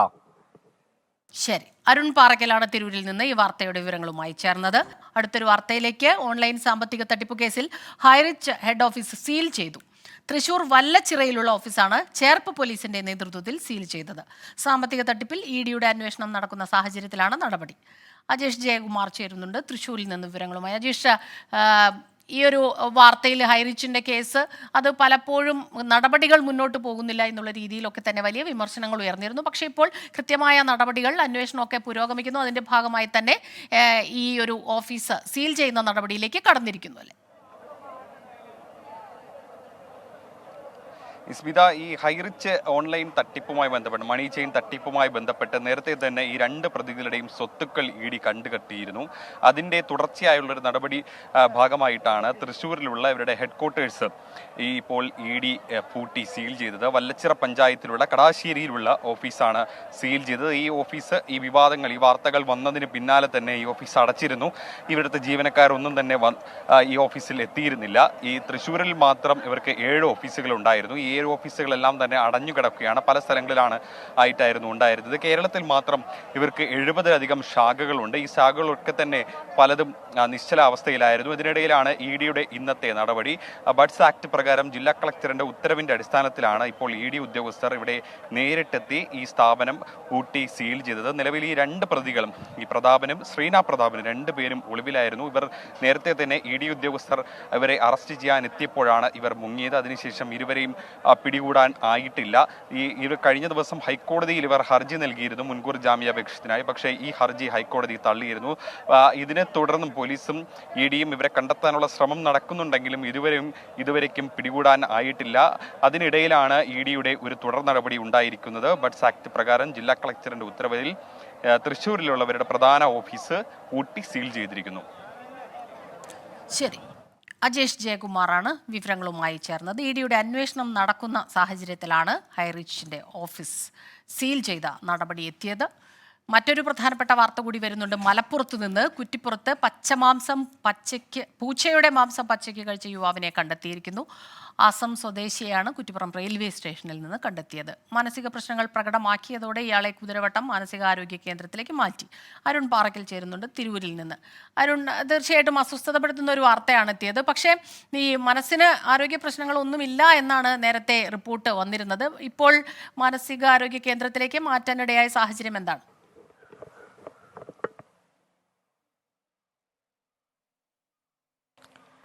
സ്മിത, ഇന്നലെ വൈകുന്നേരം 5 മണിയോടുകൂടിയാണ് കുറ്റിപ്പുറം ബസ് സ്റ്റാൻഡിൽ വെച്ച് നല്ല ഒരു രീതിയിൽ വസ്ത്രം ധരിച്ച ഒരു യുവാവ് പെട്ടെന്ന് കുറ്റിപ്പുറം ബസ് സ്റ്റാൻഡിലെത്തുന്നു. തുടർന്ന് കയ്യിലുള്ള ഒരു പൊതി തുറന്ന് അതിലുള്ള ആഹാരം ഭക്ഷിക്കുന്നു. പക്ഷേ വലിയ രീതിയിലുള്ള ദുർഗന്ധം പുറത്തേക്ക് വന്നതോടുകൂടി നാട്ടുകാരും വ്യാപാരികളുമൊക്കെ ആ പൊതി പരിശോധിക്കുമ്പോഴാണ് അത് ഒരു ചത്ത പൂച്ചയാണ് എന്ന കാര്യം മനസ്സിലാവുന്നത്. പോലീസ് എത്തി ഈ കാര്യങ്ങൾ യുവാവിനോട് ഈ മാംസം എടുത്ത് വലിച്ചെറിഞ്ഞു. തുടർന്ന് യുവാവിനോട് കാര്യങ്ങൾ അന്വേഷിച്ചപ്പോൾ 4 ദിവസമായി താൻ പട്ടിണിയാണ്, ഭക്ഷണം കഴിച്ചിട്ടില്ലെന്ന് പോലീസിന് മറുപടി നൽകുന്നു. ഇതിന്റെ അടിസ്ഥാനത്തിൽ പോലീസ് യുവാവിന് ഭക്ഷണം വാങ്ങി നൽകുകയും ചെയ്യുന്ന ഒരു സാഹചര്യം ഇന്നലെ ഉണ്ടായി. അതിനുശേഷം സന്തോഷത്തോടെ യുവാവ് പെട്ടെന്ന് ആൾക്കൂട്ടത്തിനിടയിൽ അപ്രത്യക്ഷനായി. ഇന്നലെ വൈകുന്നേരം ഈ വാർത്ത പുറത്തു വന്നത് മുതൽ തന്നെ പോലീസും സന്നദ്ധ സേവാ പ്രവർത്തകരും എല്ലാം യുവാവിന് വേണ്ടിയുള്ള അന്വേഷണത്തിലായിരുന്നു. ഇന്ന് രാവിലെ കുറ്റിപ്പുറം റെയിൽവേ സ്റ്റേഷനിൽ വെച്ച് അസം സ്വദേശിയായ യുവാവിനെ കണ്ടെത്തി. യുവാവ് വൃത്തിഹീനമായ ചുറ്റുപാടിലായിരുന്നു ഈ സമയമെന്നാണ് പോലീസ് നൽകുന്ന വിവരം. ഉടൻ തന്നെ പോലീസ് ഉദ്യോഗസ്ഥരും അതുപോലെ ഈ സന്നദ്ധ സേവാ പ്രവർത്തകരും ചേർന്ന് യുവാവിനെ കുളിപ്പിക്കുകയും യുവാവിന് വേണ്ട വസ്ത്രവും ഭക്ഷണവും ഉൾപ്പെടെ വാങ്ങി നൽകുകയും ചെയ്തു. തുടർന്ന് യുവാവിന്റെ മൊഴിയെടുത്തതോടെ യുവാവ് അസം സ്വദേശിയാണ് എന്നുൾപ്പെടെയുള്ള വിശദമായ വിവരങ്ങളെല്ലാം തന്നെ യുവാവ് പോലീസിനോട് പറഞ്ഞു. ചില മാനസിക പ്രശ്നങ്ങൾ യുവാവ് പ്രകടിപ്പിച്ചു. ഇതോടുകൂടി കുതിരവട്ടം മാനസികാരോഗ്യ കേന്ദ്രത്തിലേക്ക് യുവാവിനെ മാറ്റിയിട്ടുണ്ട്. എന്തായാലും ആരോഗ്യനില ഇപ്പോൾ തൃപ്തികരമാണ് എന്നാണ് ഈ ആശുപത്രി അധികൃതരും അതുപോലെ തന്നെ പോലീസും നൽകുന്ന വിവരം. യുവാവിനെ രക്ഷിക്കാനായി, യുവാവിനെ മാനസികാരോഗ്യ പ്രശ്നങ്ങൾ പ്രകടിപ്പിച്ച യുവാവിനെ ആരോഗ്യ കേന്ദ്രത്തിലേക്ക് മാറ്റാൻ സാധിച്ചു എന്നൊരു സന്തോഷത്തിലാണ് ഇപ്പോൾ ഈ സന്നദ്ധ സേവാ പ്രവർത്തകരും പോലീസും ഉള്ളത്. സ്മിത, ശരി. അരുൺ പാറയ്ക്കലാണ് തിരൂരിൽ നിന്ന് വിശദാംശങ്ങളുമായി ചേർന്നത്. സാഹിത്യ അക്കാദമി വിവാദത്തിൽ വീണ്ടും പ്രതികരിച്ച് ബാലചന്ദ്രൻ ചുള്ളിക്കാട്. സാഹിത്യ അക്കാദമിയുടെ നഷ്ടപരിഹാരം ആവശ്യമില്ലെന്ന് ബാലചന്ദ്രൻ ചുള്ളിക്കാട് പറഞ്ഞു. പണമോ സാഹിത്യ അക്കാദമിയോ സച്ചിദാനന്ദൻ മാഷോ ആയിരുന്നില്ല തന്റെ പ്രതിഷേധത്തിന്റെ ലക്ഷ്യം എന്നും കവി വ്യക്തമാക്കുന്നു. മിമിക്രിക്കാർക്കും സീരിയൽ സിനിമാ താരങ്ങൾക്കും ലക്ഷങ്ങളാണ് പരിപാടികൾക്ക് പ്രതിഫലമായി സമൂഹം നൽകുന്നത്. എന്നാൽ സർക്കാരും സമൂഹവും കവികളോട് കാണിക്കുന്ന അവഗണനയും വിവേചനവും തന്റെ അനുഭവം മുൻനിർത്തി വെളിപ്പെടുത്തുകയായിരുന്നു ലക്ഷ്യമെന്നും ബാലചന്ദ്രൻ ചുള്ളിക്കാട് വിശദീകരിക്കുന്നു. വിനിത വിജി ചേരുന്നു കൊച്ചിയിൽ നിന്ന് വിവരങ്ങളുമായി. വിനിത, അതുതന്നെയാണ് തൻ്റെ സ്വന്തം കാര്യം എന്നുള്ള രീതിയിലല്ല ഈ വിഷയം ഉന്നയിച്ചത്. അത്തരത്തിലൊരു പോസ്റ്റ് ഇട്ടതും അത് തുടക്കം മുതൽ കവി പറയുന്നുണ്ട്. തീർച്ചയായിട്ടും ഈ ഒരു സമൂഹത്തിൽ കണ്ടുവരുന്ന ചില നടപടികൾ, അത് കലാകാരന്മാരിൽ തന്നെ ഒരു വിവേചനം, പ്രത്യേകിച്ച് സാഹിത്യത്തിലുള്ളവർക്ക്, കവികൾക്കൊക്കെ തന്നെ ഈ അവഗണന നേരിടേണ്ടി വരുന്നു. അത് തുറന്നു കാണിക്കുക, അതായിരുന്നു തൻ്റെ ലക്ഷ്യമെന്ന് ആവർത്തിക്കുകയാണ് കവി, അല്ലേ?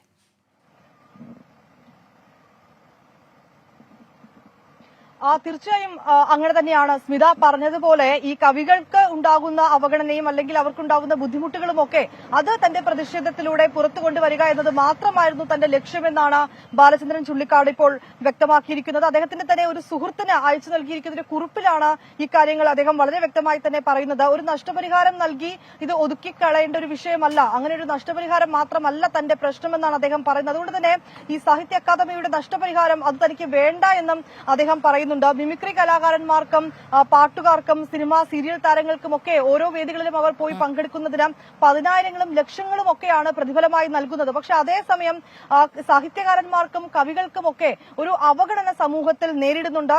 അത്തരത്തിലേക്കുള്ള ഒരു സമീപനത്തിനാണ് ഈ ഘട്ടത്തിൽ മാറ്റം ഉണ്ടാകേണ്ടതെന്നാണ് അദ്ദേഹം പറയുന്നത്. അങ്ങനെയുള്ള തന്റെ പ്രശ്നങ്ങൾ, കവികളുടെയും സാഹിത്യകാരന്മാരുടെയും ഒക്കെ പ്രശ്നങ്ങൾ സമൂഹത്തിന് മുൻപിൽ തുറന്നു കാണിക്കുക എന്നുള്ളത് മാത്രമായിരുന്നു തന്റെ ആ ഒരു പ്രതിഷേധത്തിന്റെ ലക്ഷ്യമെന്നും അദ്ദേഹം വ്യക്തമാക്കുന്നുണ്ട്. ഇനിയെങ്കിലും ഇത്തരം സമീപനം, അതിലൊരു മാറ്റം ഉണ്ടാകണമെന്ന് തന്നെയാണ് അദ്ദേഹം പറയുന്നത്. അതിൽ അദ്ദേഹം പറയുന്നത് സർക്കാരും സമൂഹവും കവികളോടുള്ള സമീപനത്തിൽ ഇനിയെങ്കിലും ഒരു മാറ്റം കൊണ്ടുവരണമെന്ന് തന്നെയാണ് അദ്ദേഹം പറഞ്ഞിരിക്കുന്നത്. ഒപ്പം തന്നെ കവികളോട് കാണിക്കുന്ന അവഗണനയും വിവേചനവും വെളിപ്പെടുത്തുക എന്നുള്ളത് മാത്രമായിരുന്നു തന്റെ ലക്ഷ്യമെന്നും അദ്ദേഹം വ്യക്തമാക്കിയിട്ടുണ്ട്. ഇങ്ങനൊരു നഷ്ടപരിഹാരം, അതായത് അദ്ദേഹത്തിന്റെ കുറിപ്പിൽ പറയുന്നത് എനിക്ക് വ്യക്തിപരമായി നഷ്ടപരിഹാരം നൽകി പരിഹരിക്കാവുന്ന ഒരു പ്രശ്നമല്ല ഇതെന്ന് തന്നെയാണ് അദ്ദേഹം പറയുന്നത്. സാഹിത്യ സമ്പർക്കത്തിന്റെ വിശാല മേഖലകൾ തുറക്കുന്ന അന്താരാഷ്ട്ര സാഹിത്യോത്സവത്തെയും ഒപ്പം തന്നെ പ്രിയ കവി സച്ചിദാനന്ദൻ അടക്കമുള്ള അക്കാദമി ഭാരവാഹികളുടെ കഠിന പ്രയത്നത്തെയും ഒക്കെ ഞാൻ ആദരിക്കുന്നുവെന്ന് അദ്ദേഹം പറയുന്നുണ്ട്. ഒപ്പം സർക്കാരും സമൂഹവും കവികളോടുള്ള ഒരു സമീപനമുണ്ട്, ആ സമീപനത്തിൽ മാറ്റം കൊണ്ടുവരണമെന്ന് മാത്രമാണ് പറയുന്നത് അദ്ദേഹം. അതായത് ഇതൊരു വിമർശനമെന്നോ അല്ലെങ്കിൽ അത്തരത്തിലേക്കോ കൊണ്ടുപോകേണ്ട ഒരു കാര്യമില്ല. സച്ചിദാനന്ദനെ ഉൾപ്പെടെയുള്ള ആളുകളെയൊക്കെ തനിക്ക് ബഹുമാനമാണെന്നും ഈ ഭാരവാഹികളോടൊക്കെ തന്നെ തനിക്ക് ബഹുമാനമുണ്ടെന്നും അദ്ദേഹം പറയുകയാണ്. പക്ഷെ അതേസമയം ഈ ആളുകൾക്കും സമൂഹത്തിനും സർക്കാരിനും ഒക്കെ കവികളോടും സാഹിത്യകാരന്മാരോടുമുള്ള ഒരു സമീപനമാണ് പ്രശ്നം. ആ സമീപനത്തിലാണ് മാറ്റം കൊണ്ടുവരേണ്ടതെന്നും അദ്ദേഹം പറയുന്നുണ്ട്. അദ്ദേഹത്തിന് മാത്രം ഒരു നഷ്ടപരിഹാരം നൽകി ഒതുക്കിക്കളയേണ്ട ഒരു വിഷയമല്ല ഇതെന്നും പറയുന്നു. ഇങ്ങനെ സാഹിത്യകാരന്മാരും കവികളുമൊക്കെ സമൂഹത്തിൽ നേരിടുന്ന അവരുടെ ബുദ്ധിമുട്ടുകൾ അത് തുറന്നു കാണിക്കുക എന്നുള്ളത് തന്നെയായിരുന്നു തന്റെ പ്രതിഷേധത്തിന്റെ ലക്ഷ്യമെന്നും ബാലചന്ദ്രൻ ചുള്ളിക്കാട് വ്യക്തമാക്കുകയാണ്. സ്മിത. ശരി, വിനിത വിജയാണ് വിവരങ്ങളുമായി ചേർന്നത്. ബാലചന്ദ്രൻ ചുള്ളിക്കാട് വിശദീകരണവുമായി വീണ്ടും ഒരു പോസ്റ്റ് ഇട്ടിരിക്കുകയാണ്. അത് സാഹിത്യ അക്കാദമിയോ അല്ലെങ്കിൽ കവി സച്ചിദാനന്ദൻ അവരെ ഒന്നും അല്ല തൻ്റെ ഒരു പ്രതിഷേധം, അതുകൊണ്ട് താൻ ലക്ഷ്യമിട്ടത് സാഹിത്യകാരന്മാർക്ക് പ്രത്യേകിച്ച് കവികൾക്ക് ഒക്കെ നേരിടേണ്ടി വരുന്ന അവഗണന അത് മുൻനിർത്തി തൻ്റെ അനുഭവം മുൻനിർത്തി അക്കാര്യം ഒന്ന് വ്യക്തമാക്കുന്നു. അതിലെന്തെങ്കിലും തരത്തിലുള്ള നടപടികൾ ഉണ്ടായാൽ വളരെ പോസിറ്റീവായിട്ടുള്ള ഒരു ചിന്തയാണ് താൻ പങ്കുവച്ചതെന്നാണ് കവി ഇപ്പോൾ വ്യക്തമാക്കുന്നത് ഫേസ്ബുക്കിലെ തൻ്റെ പ്രതികരണത്തോടെ. സാഹിത്യ അക്കാദമി നഷ്ടപരിഹാരം വാഗ്ദാനം ചെയ്തിട്ടുണ്ട്. അത്തരം നഷ്ടപരിഹാരമൊന്നും തനിക്ക് ആവശ്യമില്ലെന്നും ബാലചന്ദ്രൻ ചുള്ളിക്കാട്. മറ്റൊരു പ്രധാനപ്പെട്ട വാർത്തയിലേക്ക്. സംസ്ഥാനത്ത് വിദ്യാഭ്യാസ മാഫിയയെ നിയന്ത്രിക്കാൻ നിയമം വരുന്നു. വിദ്യാഭ്യാസ ഏജൻസികൾക്ക് രജിസ്ട്രേഷനും ലൈസൻസും കർശനമാക്കുന്ന ബില്ല് ഈ നിയമസഭാ സമ്മേളനത്തിൽ അവതരിപ്പിക്കും. രജിസ്ട്രേഷൻ ഇല്ലാതെ പ്രവർത്തിച്ചാൽ തടവും പിഴയും വ്യവസ്ഥ ചെയ്യുന്ന ബില്ലിന് സർക്കാർ അംഗീകാരം നൽകി. എല്ലാ സ്ഥാപനങ്ങളെയും കൂച്ചുവിലങ്ങിടുകയല്ല, തെറ്റായ നിലയിൽ പ്രവർത്തിക്കുന്ന ഏജൻസികൾക്കെതിരെയാണ് നടപടിയെന്ന് മന്ത്രി ഡോക്ടർ ആർ ബിന്ദു 24-നോട് പറഞ്ഞു. 24 ബിഗ് കരട് ബില്ല് തയ്യാറാക്കിയിട്ടുണ്ട്. ഈ സെഷനിൽ അത് ചർച്ച ചെയ്യാൻ സാധ്യതയില്ല. ഇനി വരുന്ന നിയമസഭാ സെഷനിലേക്ക് തയ്യാറാകുമെന്ന് പ്രതീക്ഷിക്കുന്നു. കരട് ഇപ്പോൾ നിയമവകുപ്പ് പരിശോധിച്ചിട്ടുണ്ട്. അതായത് എല്ലാ സ്ഥാപനങ്ങളെയും കൂച്ചുവിലങ്ങിടുക എന്നുള്ളതല്ല അതിനർത്ഥം. തെറ്റായ നിലയിൽ, വ്യാജമായ നിലയിൽ പ്രവർത്തിക്കുകയും കുട്ടികളെ തട്ടിപ്പിനിരയാക്കുകയും കബളിപ്പിക്കപ്പെടുകയും ഒക്കെ ചെയ്യുന്ന ഒരുപാട് അവസരങ്ങളുണ്ട്, ഒരുപാട് സന്ദർഭങ്ങൾ ഉണ്ടാകുകയാണ്. ഇപ്പോൾ പല ഏജൻസികളും അതിൻ്റെ പിന്നിൽ പ്രവർത്തിച്ചുകൊണ്ടിരിക്കുകയാണ്. അപ്പോൾ അത്തരം തെറ്റായ നിലയിൽ പ്രവർത്തിക്കുന്ന ഏജൻസികളെ റെഗുലേറ്റ് ചെയ്യുക എന്നുള്ളതാണ് ഈ ബില്ല് കൊണ്ട് ഉദ്ദേശിക്കുന്നത്. വി എ ഗിരീഷ് ചേരുന്നുണ്ട്. ഗിരീഷ്, ഇതിപ്പോൾ തെറ്റായ രീതിയിൽ പ്രവർത്തിക്കുന്ന ഏജൻസികൾക്ക് കൂച്ചുവിലങ്ങിടുക, അല്ലാതെ നേരായ മാർഗത്തിൽ പ്രവർത്തിക്കുന്ന സ്ഥാപനങ്ങൾക്കെതിരെ നടപടിയെടുക്കലല്ല, അല്ലെങ്കിൽ അവർക്ക് ഒരു പ്രശ്നമുണ്ടാക്കുക, അതല്ല ഈ ബില്ല് കൊണ്ട് ഉദ്ദേശിക്കുന്നതെന്ന് വളരെ കൃത്യമായി തന്നെ ഉന്നത വിദ്യാഭ്യാസ മന്ത്രി പറയുന്നു. സ്മിത, അന്യ സംസ്ഥാനങ്ങളിലേക്കും അതോടൊപ്പം തന്നെ വിദേശ രാജ്യങ്ങളിലേക്കും ഈ വിദ്യാർത്ഥി പ്രവേശനത്തിന്റെ പേരിൽ ഓരോ വർഷവും സംസ്ഥാനത്തെ വിദ്യാഭ്യാസ മാഫിയ തട്ടിയെടുക്കുന്നത് 1000 കോടിയിലേറെ രൂപയാണ്. ഈ തട്ടിപ്പ് 24 ആണ് പുറത്തു കൊണ്ടുവന്നത്. തുടർന്ന് തന്നെ ഈ ഇക്കാര്യത്തിൽ ഇടപെടുമെന്നും പുതിയൊരു നിയമനിർമ്മാണം കൊണ്ടുവരുമെന്നും മന്ത്രി ആർ ബിന്ദു വ്യക്തമാക്കുകയും ചെയ്തിരുന്നു. ഇതിനുശേഷമാണ് ഇപ്പോൾ ഉന്നത വിദ്യാഭ്യാസ കൗൺസിലിന്റെ ആഭിമുഖ്യത്തിൽ ഒരു കരട് നിയമം തയ്യാറാക്കിയിരിക്കുന്നത്. ഈ കരടിന് ഇപ്പോൾ ഉന്നത വിദ്യാഭ്യാസ വകുപ്പ് അംഗീകാരം നൽകിയിട്ടുണ്ട്. നിയമവകുപ്പിന്റെ പരിഗണനയ്ക്ക് പരിശോധനയ്ക്കായി ഇത് വീണ്ടും അയച്ചിരിക്കുകയാണ്. ഏജന്റുമാരെ നിയന്ത്രിക്കുന്ന ചട്ടങ്ങൾ ഉൾപ്പെടുത്തിയാണ് ഈ നിയമനിർമ്മാണം. ഇതിൽ ഏറ്റവും പ്രധാനമായിട്ടുള്ളത് ഏജൻസികൾക്കും ഏജന്റുമാർക്കും രജിസ്ട്രേഷൻ ഏർപ്പെടുത്തുക എന്നുള്ളതാണ്. നിരീക്ഷണത്തിന് സംസ്ഥാന തലത്തിൽ ഒരു സമിതിയും രൂപീകരിക്കും. രജിസ്ട്രേഷൻ ഇല്ലാതെ പ്രവർത്തിച്ചാൽ തടവും പിഴയും നിയമത്തിൽ വ്യവസ്ഥ ചെയ്യുന്നുണ്ട്. ഈ പുറത്തു പോകുന്ന വിദ്യാർത്ഥികളുടെ വിശദാംശങ്ങൾ ഏജൻസികൾ സർക്കാരിന് നൽകണം. ഹോസ്റ്റലിന്റെ വിവരങ്ങൾ, കോളേജിന്റെ വിവരങ്ങൾ, ഫീസ്, ഹോസ്റ്റൽ സൗകര്യം എന്നിവ വ്യക്തമാക്കേണ്ടതുണ്ട്. വിദ്യാഭ്യാസ വായ്പാ തുക നേരിട്ട് കോളേജിന്റെ അക്കൗണ്ടിലേക്ക് നൽകണം എന്നീ വ്യവസ്ഥകളാണ് ഇപ്പോൾ ഉൾപ്പെടുത്തിയിരിക്കുന്നത്. നേരത്തെ ഈ വിദ്യാഭ്യാസ വായ്പ ഏജന്റുമാർ കൈക്കലാക്കിയ ശേഷം കോളേജിലേക്ക് അടയ്ക്കുക എന്നുള്ളതായിരുന്നു ഒരു രീതി. ഇത്തരത്തിൽ നിരവധി വിദ്യാർത്ഥികളാണ് ഓരോ വർഷവും തട്ടിപ്പിനിരയാകുകയും ആത്മഹത്യയിലേക്ക് തള്ളിവിടപ്പെടുകയും ചെയ്തുകൊണ്ടിരുന്നത്. ഇതിനാണ് ഇപ്പോൾ ഒരു നിയന്ത്രണം കൊണ്ടുവരാൻ സംസ്ഥാന സർക്കാർ തീരുമാനിച്ചിരിക്കുന്നത്. സ്മിത, ശരി. പി എ ഗിരീഷാണ് വിവരങ്ങളുമായി തിരുവനന്തപുരത്ത് നിന്നും ചേർന്നത്.